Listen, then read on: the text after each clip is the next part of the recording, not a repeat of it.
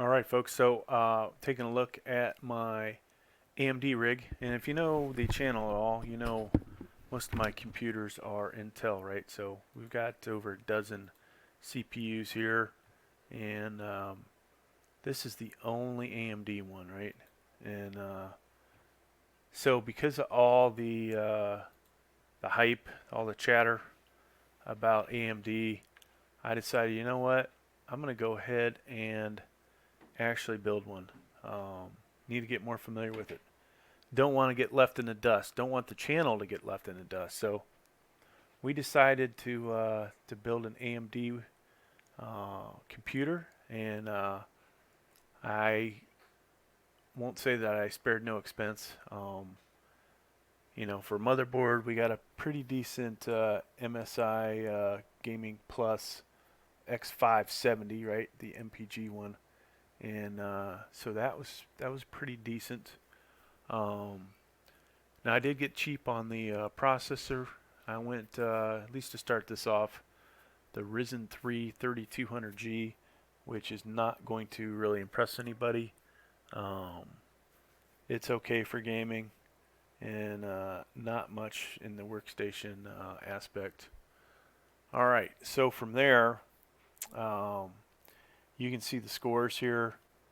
User benchmark. So it's just okay for gaming. 21%. It's a really good internet surfer, and you can do some workstation related stuff with it.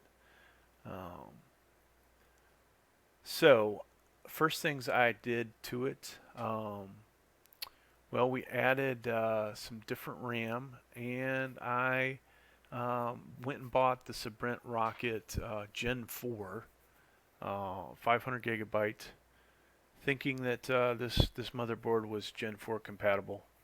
And if it is, hey, somebody let me know. But I don't think this one is. And you know what? It turned out it was actually a good investment because it is still a really fast SSD. All right, so from there, um, also, like I said, upgraded the RAM. Now I had more RAM in it, but in this case, we went with the XPG Spectrix D41, 3000 megahertz, and so scores went up a little, right? This became a slightly better gaming machine, slightly better internet surfer, and just still an okay workstation. Um, but you see there, didn't notice it right away. My megahertz for my RAM was not 3000, but still that's a decent RAM bench. And then up here, we had a decent score for the Sabrent Rocket. I'm sure there's a lot of people out there would be happy with that.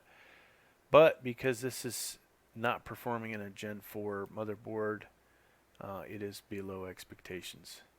There's a lot of others, I guess, out there that are with me that also, have this not working right. So, next thing we did is decided to add a decent graphics card. So I added my RX 5700 to it, and you see the scores shot up, right? Another thing that we did is noticed we got the hit the XMP button on the BIOS, um, and that fixed the issue with the RAM. So that was an improvement. And some of these things coming together just make everything else run better. Uh, the SSD score even better, um, and then this graphics card, it's just running about average, um, but still pretty good score there, right? A lot of people would be happy with that. The processor, nothing spectacular, um, and so things are looking on the up and up. Well, I also have a RX 5700 XT, and eventually we'll do a real comparison between these two. And in this video, I'll spare you the gaming aspect until I start compiling all that. But we are going to talk about some video editing stuff. in a second. So let us see though. After I added the 5700 XT, the Asus Tough 5700 XT, that thing really turned this into a gaming machine. For such a weak processor, to get 106 like that, and then a desktop score 128, and the workstation scores were really starting to come alive. Like you could almost feel like you could do some CAD on this thing, and it's only a Ryzen 3. I can only imagine what this would be like if I had a Ryzen 7 or Ryzen 9. Um, did I make a mistake buying an i9 9900KF when I could have got a Ryzen 9 for this thing? Or just the Ryzen 7 3800X? Who knows? Maybe we'll find out.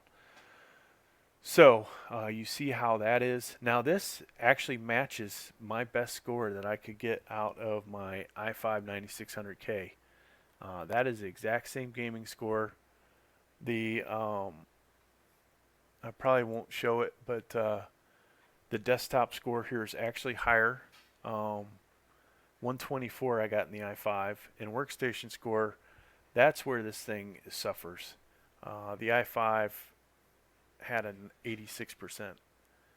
So, but for gaming, this thing is at least as good, right? Probably more likely to have bottlenecks and other issues. And I took out the M.2 out of the other computer so you could see it.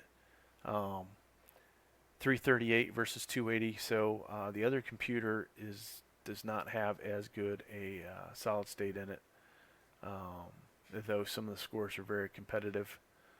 So that is all I wanted to show you with the benchmarks. Now let's look at some video editing.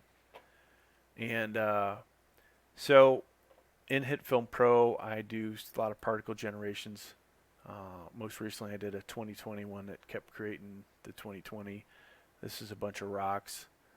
And so this is, we'll do video editing, and it'll also do special effects. So what I do is to compare these, basically a 30-second clip, and then I export it.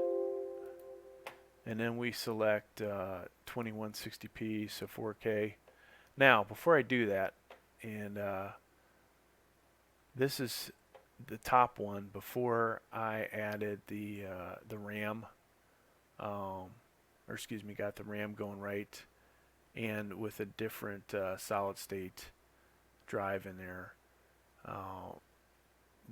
That does have the RX 5700 in it.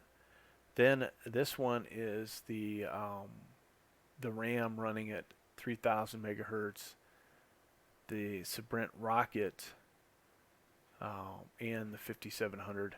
So quite a improvement in time. And now this is what we're probably going to see here. This is adding the 5700 XT to it. So I'm going to run it one more time just to see.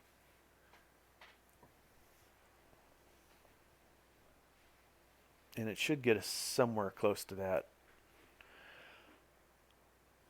And I'm gonna end this by telling you what I got for the i5 9600K. So ran the same test on that, and this is an older version of HitFilm Pro, so it's not even optimized for AMD.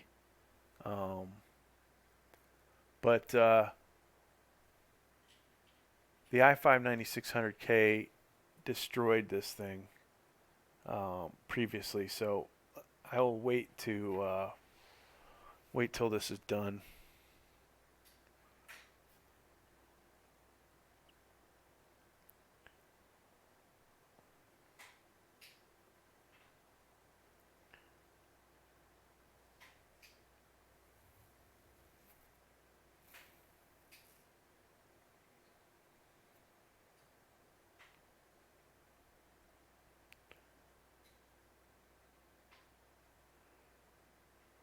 And boom. So exact same. Oh, not exact same. 1 minute and 12. So slightly better. Slightly better with the XT versus the regular 5700. Now, the i5 9600 with i5 9600K with just the AMD RX 5700 in it. Actually did this in 56 seconds, so it's all about the additional cores probably, and that much more powerful CPU. But yeah, I just wanted to show you all that so you could see. Though I made this into a better gaming machine, I've yet to make it into the all-around workstation. And once I switch out this processor with something else, we should see even more improvement to this computer. Hey, thanks for checking out the video.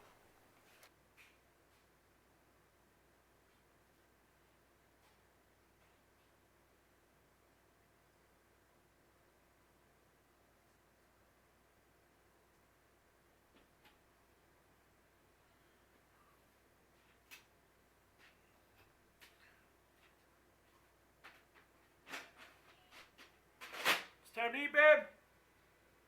Finally.